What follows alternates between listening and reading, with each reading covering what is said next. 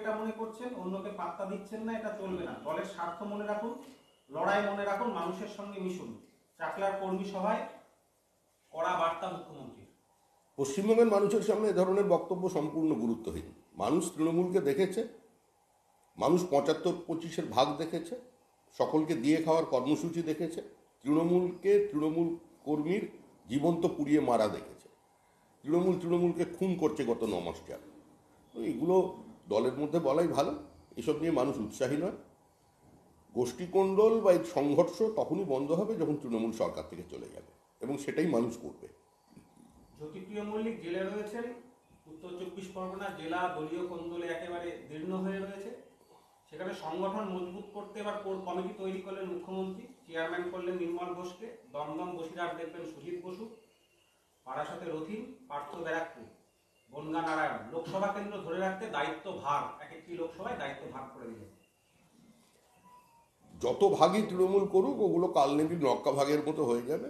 এবারে নির্বাচনে মানুষ তৃণমূল কংগ্রেসকে বিসর্জন দেবে বলে দৃঢ় প্রতিজ্ঞ।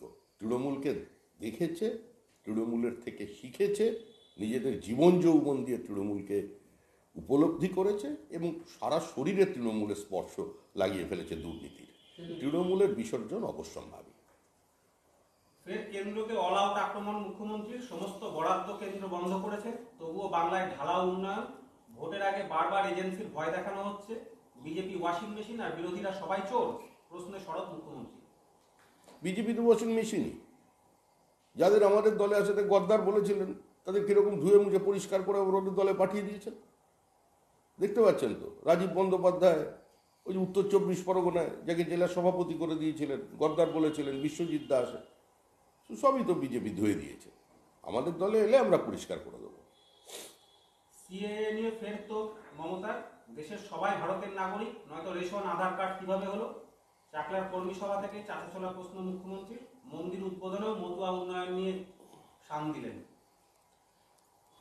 দেখুন, উন্নয়নের কথা মুখ্যমন্ত্রীর কাছ থেকে আর নতুন করে কি কেউ শুনতে চায়? মুখ্যমন্ত্রী ক্ষমতায় আসবার 1 বছরের মধ্যেই বলেছিলেন যে 90% কাজ করে দিয়েছি। এখন তো মূলধনী খাতে ব্যয় অর্ধেক হয়ে গেছে। মুখ্যমন্ত্রী নিজে বলছেন উন্নয়নের আর পয়সা নেই। কেন্দ্রের বিরুদ্ধে তো দীর্ঘদিন টেকে চলেছেন, কিন্তু এই যে গেলেন দিল্লি, অতজনকে সঙ্গে নিয়ে কি হলো? শুনে তো মনে হলো সব মিটে গেছে।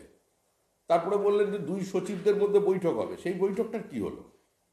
আসলে এদের প্রাতিষ্ঠানিক দুর্নীতি এবং অপরিকল্পিত ব্যয়ের কারণেই আজকে পশ্চিমবঙ্গে এই চরম দুরবস্থার মধ্যে পড়েছে। সর্বনাশ করে দিয়েছে পশ্চিমবঙ্গের। খাদের কিনারে চলে গেছে অর্থনীতি, ধ্বংস হয়ে যাবে পরবর্তী প্রজন্ম। এটাই তো স্বাভাবিক। একটা 12 বছরের প্রাতিষ্ঠানিক দুর্নীতিকে টেনে নিয়ে যেতে গেলে, যেটা খাদ্যের মতো একটা গুরুত্বপূর্ণ বিভাগ যেখানে যুক্ত, সেটা তৃণমূল কংগ্রেস জানতো না। তৃণমূল কংগ্রেসের কর্মসূচি জ্যোতিপ্রিয় মল্লিক বাস্তবে রূপায়িত করেছে। সেই জন্য তার থেকে বিচ্ছিন্ন করা যাবে না। বরঞ্চ যারা বলছিলেন যে 21-এর আগে আর 21-এর পরে সব নাকি পরিচ্ছন্ন হয়ে গেছে, তাদেরও বার্তা দিয়ে দিলেন যে তৃণমূলের মূল যে কর্মসূচি, এবং সেটা হচ্ছে সকলকে সঙ্গে নিয়ে চলা, প্রাতিষ্ঠানিক রুটে সহযোগিতা করা। আবারও বললেন আমি আপনাদের পাহারাদার, সেই পুরনো স্লোগান মমতার মুখে। না, মুখ্যমন্ত্রী তো ভোট যখন সামনে এসে যাবে তখন বলবেন 42টা কেন্দ্রে উনিই পাহারাদার, উনিই প্রার্থী। আগে যদি জানতাম এদের টিকিট দিতাম না। এগুলো তো শুনে শুনে মানুষ অভ্যস্ত হয়ে গেছে। কিন্তু নেড়া একবার বেলতলা যায়, এখানে 3 বার চলে গেছে, আর সম্ভব নয়। মানুষ যেটা করার সেটা সিদ্ধান্ত নিয়ে ফেলেছে। অর্জুন সিং, সোমনাথ শ্যাম, আড়াআড়ি চির যাদের ছিল সেই সাংসদ বিধায়ক, তাদেরকে এক জায়গায় নিয়ে রীতিমতো ফটো ফ্রেম। বিবাদ মেটাতে পাশে বসিয়েই কড়া বার্তা মুখ্যমন্ত্রী। কে কার পাশে বসে ছবি তুললো, কে কার থেকে বিচ্ছিন্ন হয়ে গেল, তাদের কারোর কিছু এসে যায় না। মানুষের প্রাণ যাচ্ছে, তৃণমূল কংগ্রেসের কর্মীকে খুন করছে। মানুষের প্রাণ হারানো যদি বন্ধ করাতে হয়, তৃণমূলের হাত থেকে তৃণমূলকে যদি বাঁচাতে হয়, তাহলে দুজন ওই বিধায়ক সাংসদ দুজনেরই বিসর্জন চাই। পার্কিং নিয়ে শাসক কোন্দল। হাওড়ার কার্নিভাল কাণ্ডে ক্ষুব্ধ মুখ্যমন্ত্রী। কয়েকজনের জন্য কোনোভাবেই ওই অনুষ্ঠান বাতিল নয়। ইতিমধ্যেই গ্রেপ্তার হয়েছে 2 জন। আজ থেকে ফের কার্নিভাল। সিপির সঙ্গে কথা বলার পর সাফ নির্দেশ দিলেন মনোজ তেওয়ারির বিরুদ্ধে অভিযোগ। আরে মনোজ তেওয়ারি আরেকজন মন্ত্রীর বিরুদ্ধে অভিযোগ করছেন, সেই মন্ত্রী মনোজ তেওয়ারির বিরুদ্ধে অভিযোগ করছেন। হাওড়ার মানুষ তো জানে কোন গোষ্ঠী টাকাটা নেবে, এই নিয়ে মারামারি। তো তৃণমূলের টাকার ভাগ নিয়ে গন্ডগোল, তো সেই নিয়ে মারামারি হয়েছে, কার্নিভাল বন্ধ হয়েছে। আরে যেগুলো স্কুলে চাকরি পায়নি তাদের ব্যবস্থা করুন, সরকারি কর্মচারীদের দিয়ে দিন, হসপিটালে জীবনদায়ী ঔষধ পৌঁছান। কার্নিভালের থেকে সেগুলো অনেক গুরুত্বপূর্ণ। এগুলো কার্নিভাল হয় তৃণমূলের হুডলুমসদের কিছু টাকা পাইয়ে দেওয়ার জন্য। বছর শেষে আবার ইডির অভিযান, এবং সেক্ষেত্রে দেখা যাচ্ছে কেষ্টপুর আপনার বাড়ি থেকে অনতি দূরে, সেখানে 1,75,00,000 প্রায় 2 কোটি হবে, এরকম একটা ডাবল সেঞ্চুরির পথে ইডির এই অভিযান কিভাবে দেখছেন?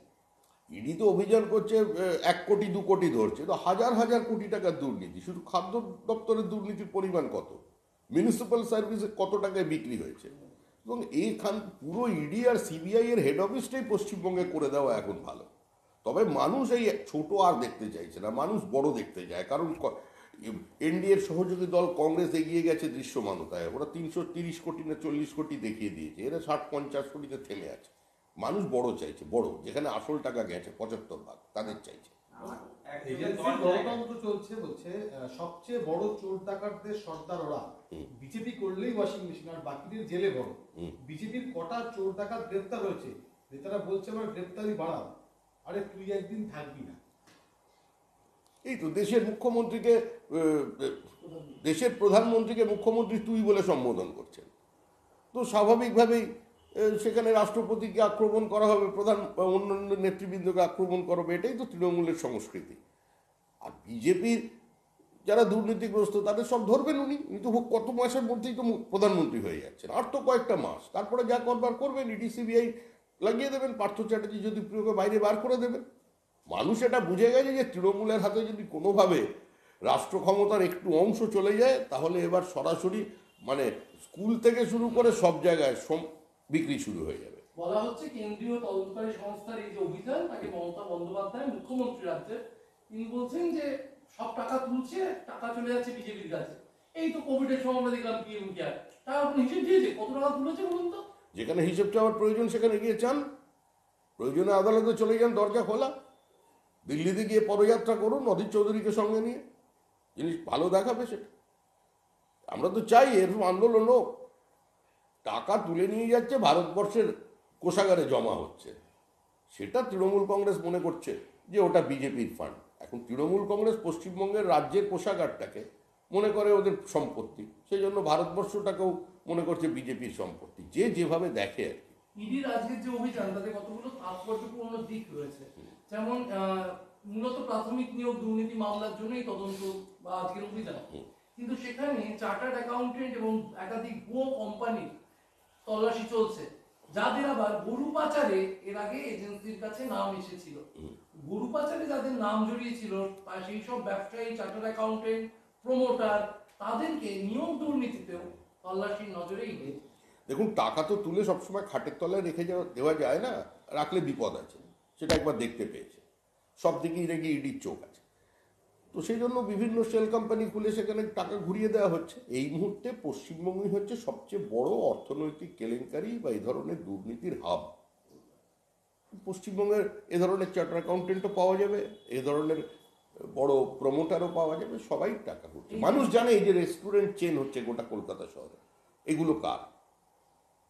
সবচেয়ে অভিনব তৃণমূল কংগ্রেসের অবদান যেটা, সেটা এখন শান্তিনিকেতনে যে আবাসিকরা আছেন, মানে শান্তিনিকেতনের পাশে যারা বড় বিভিন্ন জায়গায় আবাসন তৈরি হয়েছে, তো সেইখানে গিয়ে তাদের যারা কেয়ারটেকার এবং প্রত্যেক আবাসনের সেক্রেটারিকে ধরে ধরে বলে দেওয়া হচ্ছে যে প্রোটেকশন মানি দিতে হবে। এটা অভিনব পন্থা। এই যে গরু পাচার এবং শিক্ষক নিয়োগ, এর লিঙ্ক পাওয়া যাচ্ছে। গরু পাচারে এই ব্যবসায়ী চার্টার্ড অ্যাকাউন্টেন্টদের নাম পাওয়া গেছিল, শিক্ষক নিয়োগ দুর্নীতি মামলায় আবার তাদের বাড়িতে তল্লাশি। সবকিছু কি কার্যত সব জায়গায় এক, পুরোটাই প্রাতিষ্ঠানিক দুর্নীতি। ফলে আগের টাকাটা যে ঠিকঠাকভাবে ঘোরাতে পেরেছে যে চার্টার অ্যাকাউন্টেন্ট, স্বাভাবিকভাবেই তার উপরই ভরসা করে নিয়োগ দুর্নীতির টাকাও তার কাছে পৌঁছে দেওয়া হয়েছে। এই জোট সারা ভারতে থাকবে, বাংলায় তৃণমূল কংগ্রেস লড়াই করবে, বাংলা সারা ভারতকে পথ দেখাবে। বিজেপি আর সিপিএম কে ভোট নয়, তবে এই সারিতে কংগ্রেসকে না এনেই মুখ্যমন্ত্রী বললেন যে বাংলায় তৃণমূল কংগ্রেস লড়াই করবে আর জোট সারা ভারতে থাকবে। আর বিজেপিকে আটকাবে বাংলা, বিজেপিকে জোট আটকাবে বার্তা, এবং সিপিএম কে আটকানো হবে। এটাই তো জোট। এই বার্তা কেরলে একজন একই ভাষায় কথা বলছেন, উত্তরপ্রদেশে একই ভাষায় সমাজবাদী পার্টি কথা বলছে, আবার এখানে পশ্চিমবঙ্গের মুখ্যমন্ত্রী বলছেন, তামিলনাড়ুতে একই ভাষায় কেউ কথা বলছেন। জোট মানে জট। এই জট নিয়ে মানুষ খুব একটা চিন্তিত নয়। মানুষ স্থির করে ফেলেছে যে তাদের প্রধানমন্ত্রী হচ্ছে নরেন্দ্র মোদী। 2019 সাল পর্যন্ত যে নির্বাচন, সেই নির্বাচনে নরেন্দ্র মোদী ছিলেন বিজেপি প্রার্থী, এনডিএর প্রজেক্টেড প্রাইম মিনিস্টার। কিন্তু এবারে যে নির্বাচনের লড়াই হচ্ছে, এখানে মানুষের প্রধানমন্ত্রীর পদপ্রার্থী হচ্ছেন নরেন্দ্র মোদী। বলছে বালুকে গ্রেফতার করেছে কারণ যাতে ভোটের কাজ করতে না পারে, আর চোর চোর বলে বাম কংগ্রেস বিজেপি রাস্তায় নেমে গেছে। চোর চোর বলে বিজেপি কংগ্রেস বাম রাস্তায় নেমে গেছে। হ্যাঁ, মুখ্যমন্ত্রী তো সরাসরি চুরিকে সমর্থন করছেন। এর থেকে দুর্ভাগ্যজনক পরিস্থিতি পশ্চিমবঙ্গের ক্ষেত্রে আর কিছু হতে পারে? রবীন্দ্রনাথ, বিদ্যাসাগরের দেশ, রামমোহনের দেশে এটা কি শুনছেন? বালুর যে কোম্পানি ভুয়ো সমস্ত নথিপত্র পাওয়া গেছে, যে সমস্ত সেল কোম্পানি বাকিবুরের পরিবারের সঙ্গে তার পরিবারের লোকজন করেছে, ব্যাংক অ্যাকাউন্টে এত টাকা, বিভিন্ন জায়গা থেকে শয়ে শয়ে কোটি টাকার সম্পত্তি উদ্ধার করা হচ্ছে, তার মানে এগুলো বালু ঠিক কাজ করেছেন। মুখ্যমন্ত্রী সরাসরি সমর্থন করছেন, কারণ এটা তৃণমূলের কর্মসূচি। বালুকে গ্রেফতার করেছে যাতে ভোটের কাজ করতে না পারে। বালুকে গ্রেফতার করা হচ্ছে যাতে ভোটের কাজ করতে না। তৃণমূলের ভোট তো টাকার ভোট। তৃণমূলের ভোট হচ্ছে দখলদারির ভোট। তৃণমূলের ভোট হচ্ছে পেশিশক্তি প্রদর্শন করে, টাকা দিয়ে, গুন্ডাদের ব্যবহার করে, পুলিশকে দিয়ে নির্বাচন করানোর ভোট। তো সেটা সুচারুভাবে উত্তর 24 পরগনা জেলায় যদি প্রিয় মল্লিক করতে পারতেন, সেই জন্য তার অনুপস্থিতিটা তিনি অনুভব করছেন, সেই জন্যই বলছেন, হতাশা থেকে বলছেন। যেদিন চাকদায় দেখা গেল অল আউট মমতা বন্দ্যোপাধ্যায় একেবারে জ্যোতিপ্রিয় মল্লিকের পাশে দাঁড়ালেন, সেদিনই দেখা যাচ্ছে সরকারি ক্যালেন্ডার সামনের বছরে জেলে থাকা মন্ত্রী হিসেবে একদম মিনিস্টার ইনচার্জ জ্যোতিপ্রিয় মল্লিকের নাম এখনো সরকারি ক্যালেন্ডারে। কিভাবে দেখছেন বিষয়টা? হচ্ছে ফিরহাদ হাকিম যেটা বলেছিলেন সেটা। পার্থ চট্টোপাধ্যায় গ্রেপ্তার হওয়ার আগে ফিরহাদ হাকিম বলেছিলেন যে পুরোটাই কালেকটিভ রেসপন্সিবিলিটি, পার্থদার কোনো ভুল নেই, যদি ভুল হয়ে থাকে আমাদের সকলের ভুল। কিন্তু তারপরে কোনো অজ্ঞাত কারণে পার্থ চট্টোপাধ্যায় সাসপেন্ড হয়েছিলেন, যেটা জ্যোতিপ্রিয় মল্লিক হননি। সুতরাং সরকারি ক্যালেন্ডারেও তার নাম থাকবে, সর্বত্রই তার নাম থাকবে। রাজীব কুমার ডিজি হবেন, তো এগুলো সবই চলবে, কারণ পুরো ব্যবস্থাটাই তৃণমূলের তৈরি করা, এটাই তৃণমূল। সংখ্যালঘুদের আজকে বার্তা দিয়েছেন মুখ্যমন্ত্রী। তিনি বলছেন, আপনারা সাবধান, আপনাদের আর্থিক সামাজিক নিরাপত্তা আমরাই দিয়েছি, আমরাই বাংলাতে ক্ষমতায় থাকবো, আমরা আসন কম পেলেই বিজেপির অত্যাচার বাড়বে, আপনাদের পাহারাদার হয়ে আমি থাকবো। বকটুইয়ে কারা পুড়ে মেরে গেছিল? বকটুইয়ে কাদের জীবন্ত জ্বালালেন? দক্ষিণ 24 পরগনায় কাদের বাড়িতে আগুন লাগালেন? গত 9 মাসে কারা খুন হয়েছে? গত 11 বছর সবকটা রাজনৈতিক খুনের মধ্যে 90% হচ্ছে সংখ্যালঘু, আর তার বাইরে যারা আছেন তারা হচ্ছে তফসিলি সম্প্রদায়ভুক্ত। এই সরকার সংখ্যালঘু বিরোধী সরকার। এই সরকার কার্যত ভারতীয় সংস্কৃতির বিরোধী সরকার। এই সরকার শুধু রাম বিরোধী নয়, এই সরকার নজরুল বিরোধী। সুতরাং এরা এই ধরনের কথা বলবেন, কারণ তার একমাত্র লক্ষ্য হচ্ছে ধর্মান্ধ মৌলবাদের কাছে আত্মসমর্পণ করে বিভাজনের রাজনীতির মধ্যে দিয়ে ব্লক ভোট। সিনিয়র লিডারদের যোগ্য মর্যাদা দিতে হবে। পুরনো চাল ভাতে বাড়ে, নতুন চাল আগে বাড়ে, দুজনকেই আমার লাগবে, একতার বার্তা দিলেন সিনিয়র জুনিয়র নিয়ে। সেই বার্তা পেয়েই তো হয়তো শিশির অধিকারীকে প্রণাম করে ফেলেছিলেন তৃণমূল কংগ্রেসের চেয়ারম্যান, তারপরই দল থেকে বহিষ্কৃত হয়ে গেছেন। শ্রদ্ধা, সম্ভ্রম, ভালোবাসা, সম্মান, এগুলো তৃণমূলের ডিকশনারিতে নেই। একদল বসন্তের কোকিলের দল এসেছে, এলাকায় এলাকায় ঘুরে বেড়াচ্ছে, সাম্প্রদায়িকতা নিয়ে কিভাবে তৃণমূলের ভোট কাটা যায় সেটাই করছে। বসন্তের কোকিল ওই দল যদি এখানে আসে তবেই পশ্চিমবঙ্গটা ভবিষ্যতে থাকবে। রোহিঙ্গাদের এখানে নিয়ে এসে বাংলাদেশের অনুপ্রবেশকারীদের ঢুকিয়ে কার্যত নতুন বাংলাদেশ তৈরি করবার তৃণমূলের যে পরিকল্পনা, বাংলা একবার ভাগ হয়েছে, আবার ভাগ হতে যাবে এই তৃণমূলের কারণে। মানুষ এবার রুখে দাঁড়াচ্ছে, বৃহত্তর সমাজ সংঘবদ্ধ হচ্ছে, ভোটে তৃণমূল কংগ্রেস তার ছোঁয়া পেয়ে যাবে। अली गली में शोर है, बीजेपी पार्टी चोर है, এই আওয়াজ তুলুন বলছে কর্মীদেরকে যে अली गली में शोर है, बीजेपी पार्टी चोर है, এই আওয়াজ তুলুন। রাস্তায় যত কুকুর বেড়াল আছে তারাও হেসে উঠবে যে তৃণমূল চুরির বিরুদ্ধে স্লোগান দিচ্ছে। বলছি কংগ্রেসের দলুবাবু প্রকাশ্যে তৃণমূলের সঙ্গে জোট করার দাবি করেছেন। তিনি বলেছেন তৃণমূলের এই সিপিএম এর কোনো ভোট নেই, জোট করতে হবে তৃণমূলের সঙ্গে। এবং মালদায় তার সঙ্গে তৃণমূলের আলোচনা হয়ে গেছে এমনটাও দাবি করে। এর উত্তর তো একমাত্র মোহাম্মদ সেলিম দিতে পারেন, অজিত চৌধুরী দিতে পারেন, আর সীতারাম ইয়েচুরি দিতে পারেন।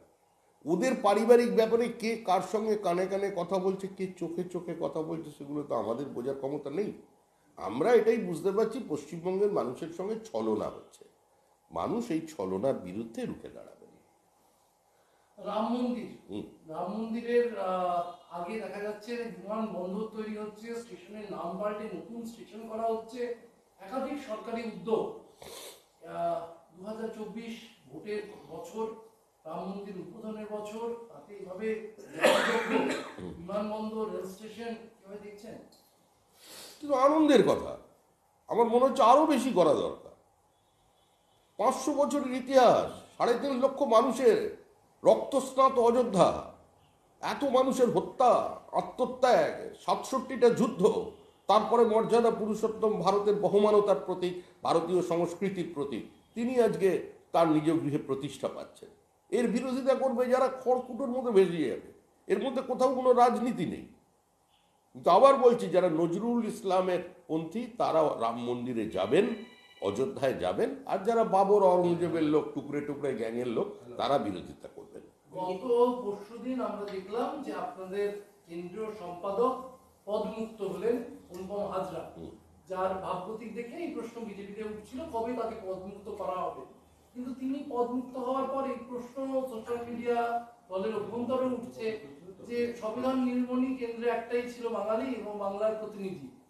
সেই অনুপম হাজরা পদমুক্ত হয়ে গেল তো বটে, কিন্তু কেন্দ্রীয় বিজেপিতে কার্যকরী কমিটিতে সেখানে তো বাংলার আর কোনো প্রতিনিধি রইল না। গতকাল বিএল সন্তোষের তারপর ছুটে আসা, বিজেপি বাঙালি বিদ্বেষী যে কথা বারবার তৃণমূল তুলে ধরে, তাকে আরো একবার জোরালো হলো না?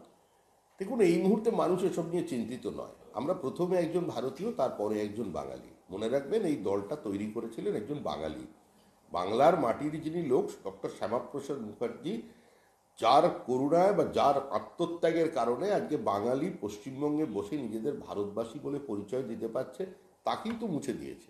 আগে সিপিআইএম সেটা মোছার চেষ্টা করেছে, এবং এখন নিও কমিউনিজমের জননী মমতা বন্দ্যোপাধ্যায় সেটা চালিয়ে যাচ্ছে। বিজেপি গোষ্ঠীদ্বন্দ্ব নিয়ে গোষ্ঠীদ্বন্দ্ব বারবার প্রকাশ্যে আসছে। অমিত শাহ 35টি আসন টার্গেট দিয়েছেন, কিন্তু এই গোষ্ঠীদ্বন্দ্ব কাটিয়ে লোকসভা ভোটে কিভাবে লড়বে? অমিত শাহ তো নিজেই বলেছে গোষ্ঠীদ্বন্দ্ব বরদাস্ত নয়। এই গোষ্ঠীদ্বন্দ্ব কাটিয়ে লোকসভায় কিভাবে লড়বে? অমিত শাহ কোথায় গোষ্ঠীদ্বন্দ্ব বন্ধের কথা বলেছেন এটা আমার জানা নেই। অমিত শাহ এই কথা বলেননি, কারণ বিজেপিতে কোনো গোষ্ঠী নেই, এগুলো বিজেপিতে চলে না। সংঘবদ্ধ বিজেপি সর্বত্র লড়াই করে। মানুষ আমাদের ফলাফল নিয়ে একটু বেশি চিন্তিত হয়ে পড়ছে, মানে সংবাদ মাধ্যম। এটা কোনো কারণ নেই। আমাদের ভবিষ্যৎ নিয়ে আমাদের থেকে বেশি তৃণমূল চিন্তিত, সিপিএম চিন্তিত। কোনো কারণ নেই। যেটা উনি লক্ষ্যমাত্রা বেঁধে দিয়ে গেছেন 35, দেখতে পাবেন ঠিক সময়। রাজীব কুমারকে ডিজি করায় সিপিএম এর খোঁচা, মোদী মমতা দুজনের প্রিয় পাত্র রাজীব, এটুকু তো পাবেই। এই যে মোদীর প্রিয় পাত্র রাজীব কুমার বলছেন মোহাম্মদ সেলিম, সিপিআইএম বিতর্ক করে সংবাদ মাধ্যমে ভেসে থাকার চেষ্টা করছে। মোহাম্মদ সেলিম নিজের কাজ করুন। উনি কংগ্রেসের সঙ্গে জোট করলেন, অজিতবাবু কার সঙ্গে আলোচনা করছেন, ওই সবে খোঁজ নেওয়ার চেষ্টা করুন। মমতা বন্দ্যোপাধ্যায়ের এই সিদ্ধান্তের পরে দলের মধ্যে ওই মানে নজিরবিহীনভাবে কার্যত তার অ্যাপয়েন্টমেন্টকেই চ্যালেঞ্জ করে দিয়েছেন কুণাল ঘোষ। মতুয়াদের বার্তা মমতার, চাকদার বা উত্তর 24 পরগনায় দাঁড়িয়ে যে মতুয়া ভোট 2019-এর নিরিখে একসময় ভাবা হতো বিজেপির অন্যতম ভরসা, মতুয়াদের বিশেষ বার্তা মমতা বন্দ্যোপাধ্যায়। তিনি বললেন যে ঠাকুরবাড়ির উন্নয়ন করেছি, কলেজ বিশ্ববিদ্যালয় করেছি, কেউ তো করেনি, তাদের সব বড় বড় কথা, আর সারা বছর কিছু করে না, শুধু কথা বলে যায়।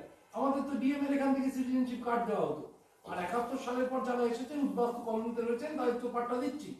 যত উদ্বাস্তু হয়ে থাকতে হবে না তো আপনাদের?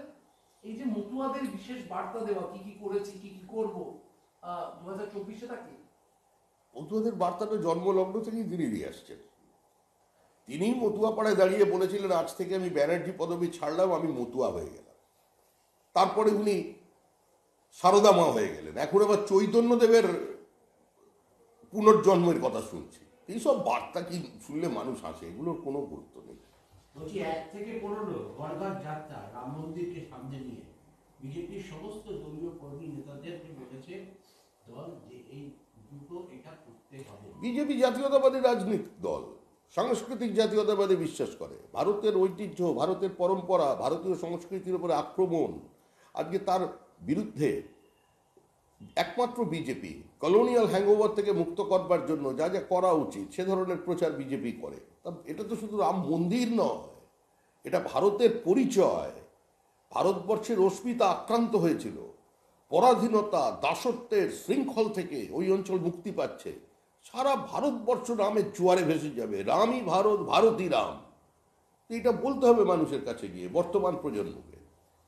এই যে ভোট আসলেই বিজেপি ভাওতা দেয়, সব নোট তো বিজেপির ঘরে, তাই নোট বাতিল হলো না। পিএম কেয়ারের ফান্ডে কত টাকা তুলেছিল? কে? পিএম কেয়ারের ফান্ডে কত টাকা? দিল্লি চলে যান, সীতারাম ইয়েচুরিকে সঙ্গে নিয়ে মিছিল করুন, অজিত চৌধুরীকেও অবশ্যই সঙ্গে রাখবেন, পারলে পার্লামেন্টের ভিতরে চলে যাবেন। তাদের তো অনেক নামি দামি লোকজন আছে, ওই কংগ্রেসের বড় বড় আইনজীবী আছে, ওদের নিয়ে কোর্টে চলে যান। So,